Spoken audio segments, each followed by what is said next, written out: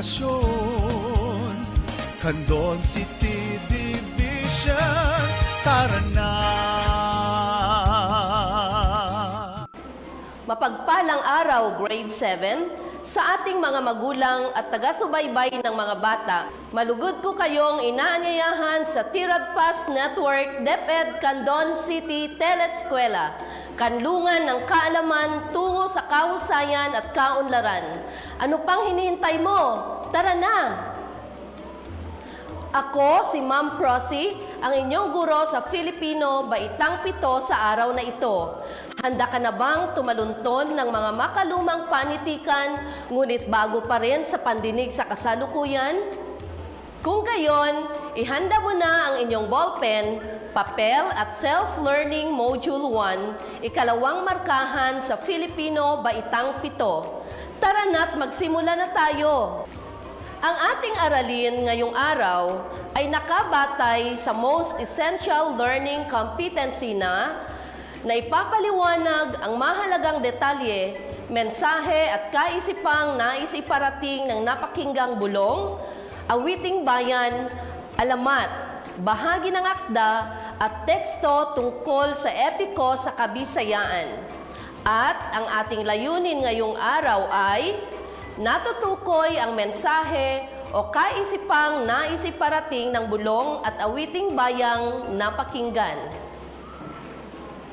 Pamilyar ka ba sa mga pahayag na ito? Hayan na, hindi mo pa nakikita. Nasa Diyos ang awa, nasa tao ang gawa. Kayo, umadayo kayo. Paru-parong bukid, nalilipad-lipad sa gitna ng daan, pagaspas. Ano, Grade 7? Narinig mo na ba ang mga pahayag kanina? Saan mo madalas naririnig ang mga ito?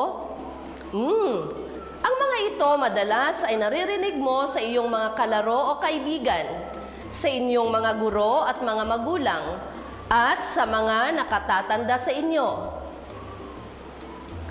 Alam mo ba na ang mga pahayag na nabasa mo kanina ay ilan lamang sa itinatawag nating matandang anyo ng panitikan? Ang matandang anyo ng panitikan ay yaong mga panitikang kinilala at tinangkilik ng ating mga ninuno kung saan ang pagpapahayag nito ay pasalin dila. Tama ka nang narinig, Grade 7. Pasalin dila. Mula sa dalawang salita, salin at dila.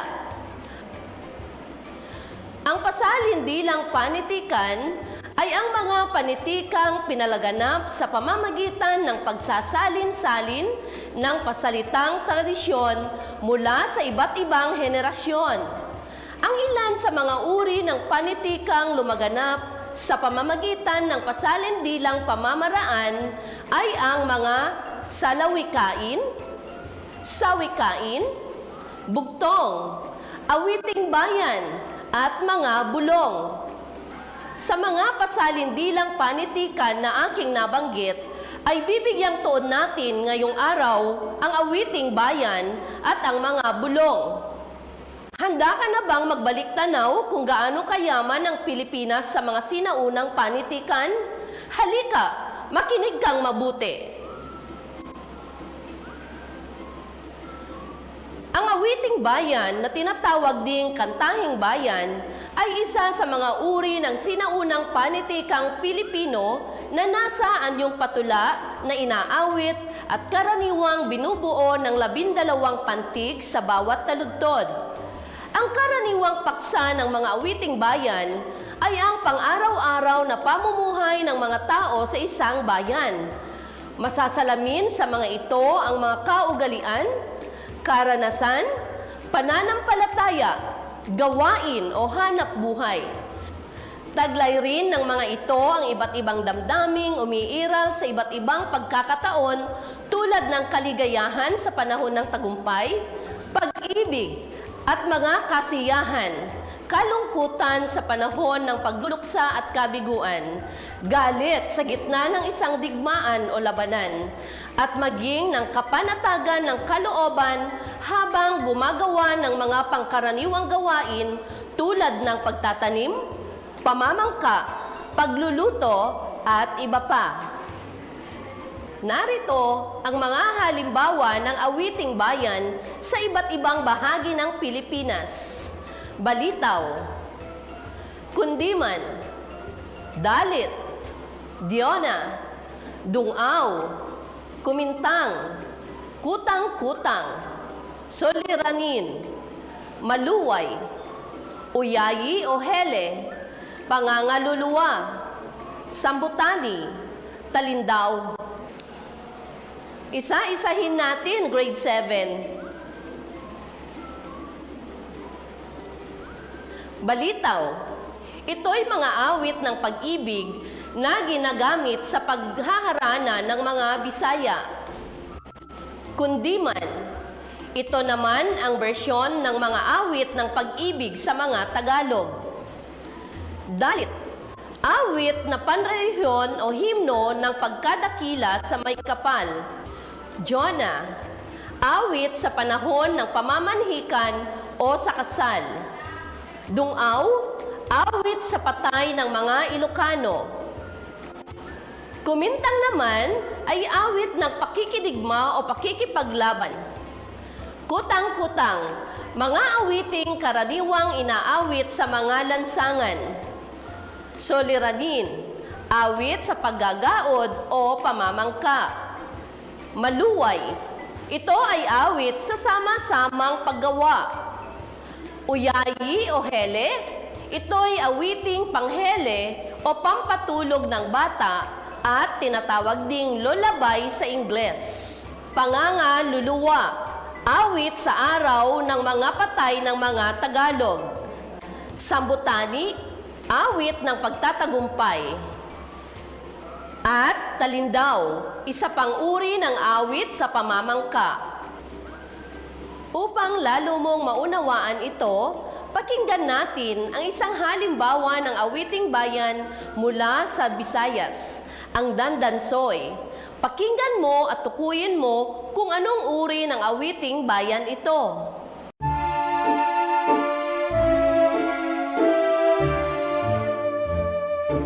Dandansoy bayaan tayka,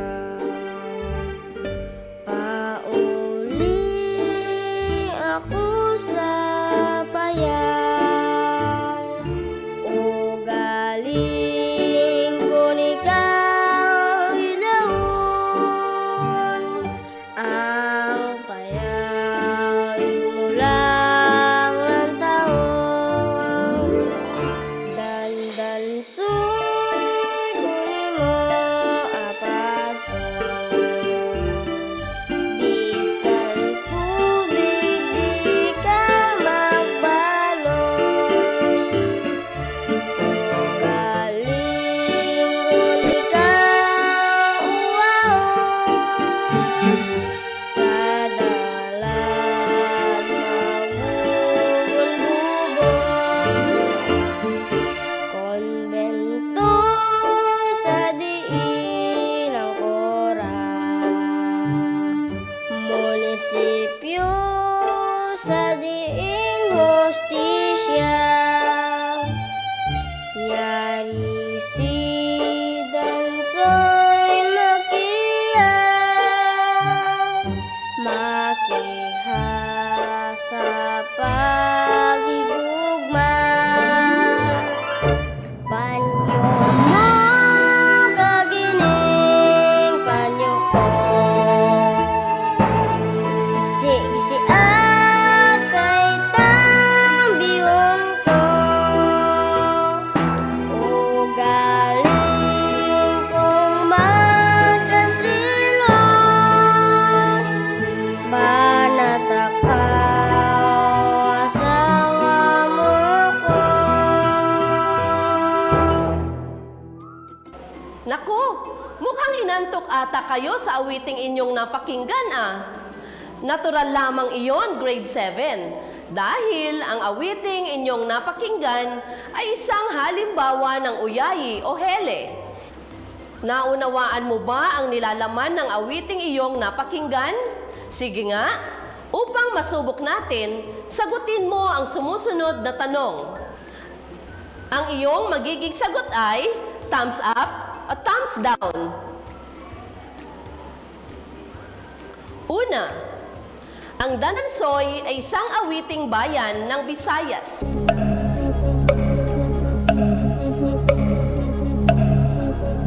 Ito ba ang iyong sagot? Thumbs up. Magaling. Pangalawa, ang pangalan ng bata sa awit ay Dandansoy.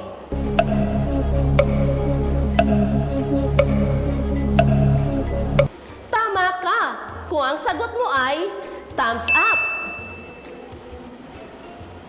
Pangatlo, ang nanay ay nagpapaalam sa kanyang anak dahil ito ay ng ibang bansa.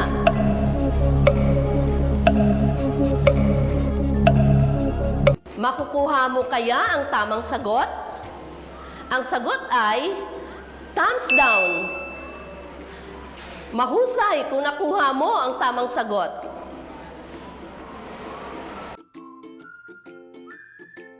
Kapag nangulila si Dandansoy sa kanyang ina, ay tatanaw lamang siya sa payaw.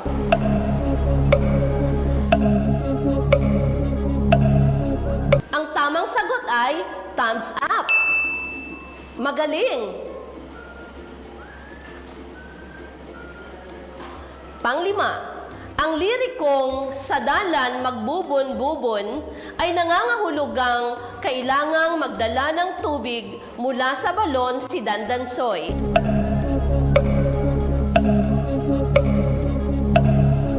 Ano ang iyong sagot? Ang tamang sagot ay thumbs down. Wow! Napakagaling! Ilan ang nakuha mo, grade 7? Alam mo ba na ang awiting iyong napakinggan, ang Dandansoy ay isang awiting bayan sa Kabisayaan na matatagpuan sa Isla ng Panay? Ang awiting ito ay nasa wikang Hiligaynon. Maliban sa awiting bayan, isa rin sa pinakaugat ng panitikang Pilipino ang mga bulong.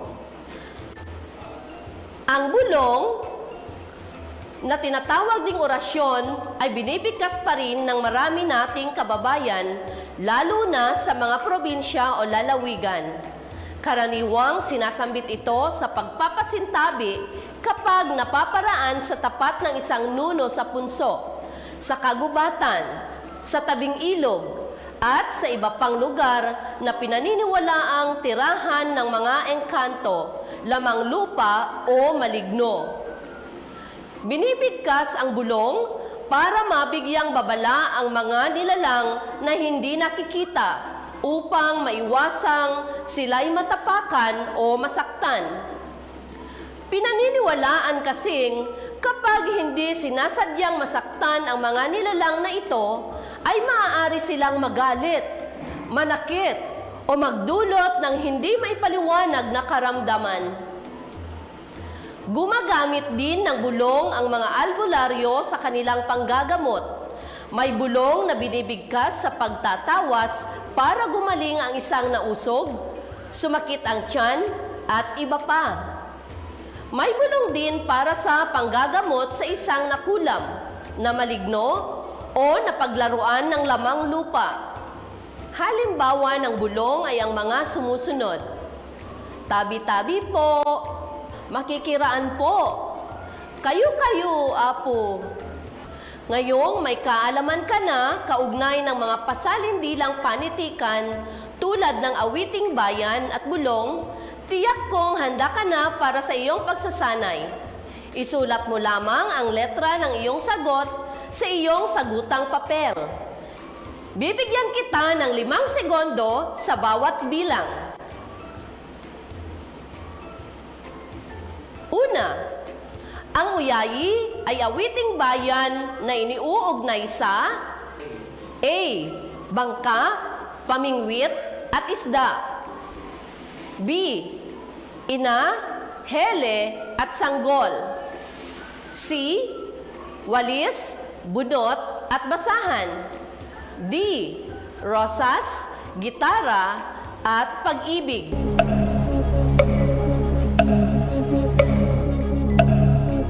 Ang tamang sagot ay B.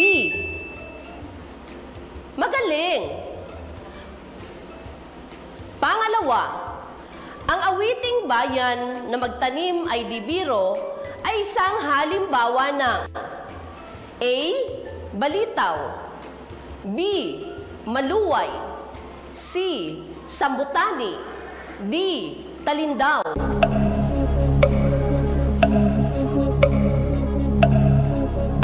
Ang tamang sagot ay B. Tumpak, grade 7. Pangatlo, ang balitaw at kundiman ay karaniwang iniuugnay sa A. Pangangaso, B. Pag-ibig, C. Paggawa, D. Pamamangka.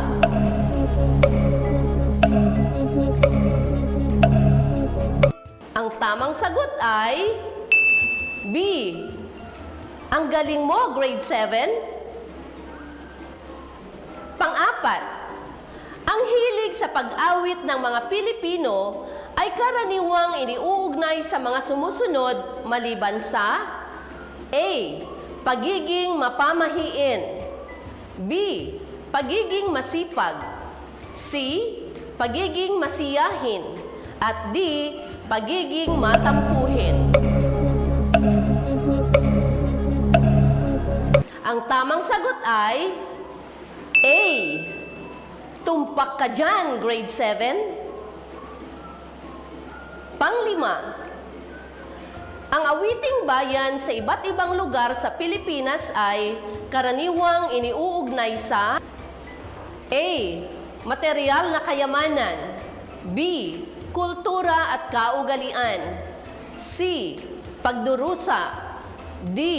Politika.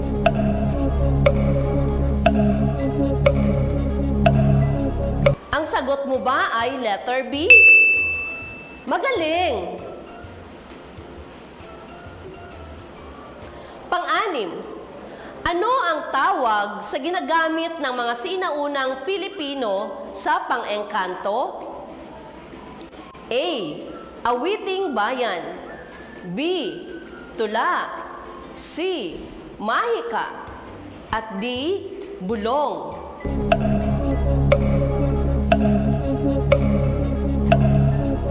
Ang tamang sagot ay C. Magaling! Ikapito, ano ang iba pang katawagan sa bulong? A. Dahon, B. Awit, C. Tula, D. Orasyon.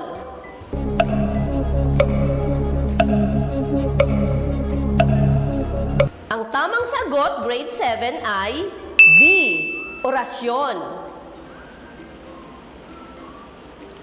Ikawalo, alin sa mga sumusunod ang kaisipang hindi napapaloob sa mga bulong? A. Bahagi ng kultura, B. Sinasambit sa hapagkainan, C. Ginagamit bilang babala, at D. Ito ay sinaunang panitikan.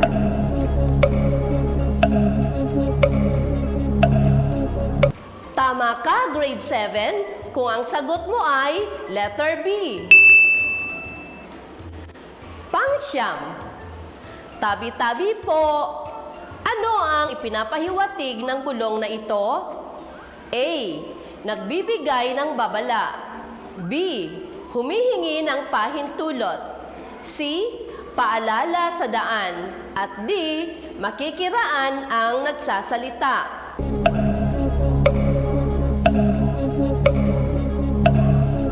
Ang tamang sagot ay A. At ang panghuli, ang awiting bayan at bulong ay mga sinaunang panitikang Pilipino. Alin sa mga sumusunod ang pahayag na hindi sumusuporta rito? A. Bahagi ng mayamang kabihasnan ng Pilipinas. B. Sumasalamin ito sa mga kultura at tradisyon. C. Sadyang mayaman sa panitikan ang Pilipinas. At D. Unti-unti nang nalilimutan ang mga ito.